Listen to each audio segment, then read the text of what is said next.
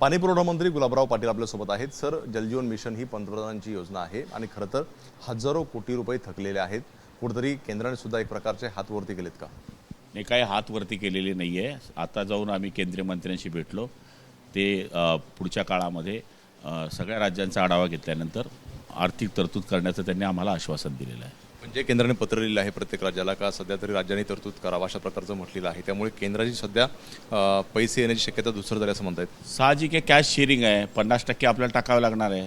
तेल पैसे येण्याच्या अगोदर तुम्ही पैसे टाका, आपले पैसे केंद्राचे आम्ही पाठवतो, याच्यामध्ये काय चुकीचं आहे? कॅश शेअरिंगमध्ये पहिले त्यांनी पैसे टाकले काय आणि आपण टाकले काय, तर त्या पद्धतीने त्यांनी आपल्याला सूचना दिल्या। त्या पद्धतीने आम्ही आता मुख्यमंत्र्यांनाही विनंती केली आहे।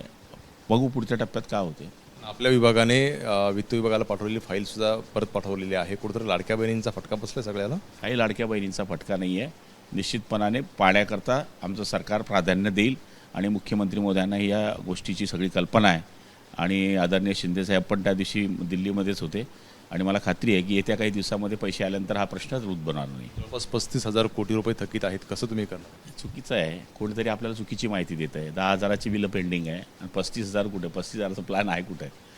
ठीक आहे। दुसरं असं आहे की संजय गायकवाड यांचं वादग्रस्त आपण विधान पाहिलेलं आहे। तू पाणी पुरवठाच केलं बाबा, कशाला? पाहतोय आपण की जे बिल आहे ते केंद्र सरकारशी माझी चर्चा झालेली आहे आणि लवकर जे आहे ते केंद्र सरकार ते बिल पाठवेल। मात्र पैशांचं शेअरिंग आहे, त्यामुळे राज्य आणि केंद्र मिळून लवकर क्लिअर करू असं गुलाबराव पाटील म्हणताना पाहायला मिळत आहेत। कॅमेरामन सचिन शिंदे, राजेश सोने, एबीपी माझा, मुंबई। एबीपी माझा, उघडा डोळे बघा नीट।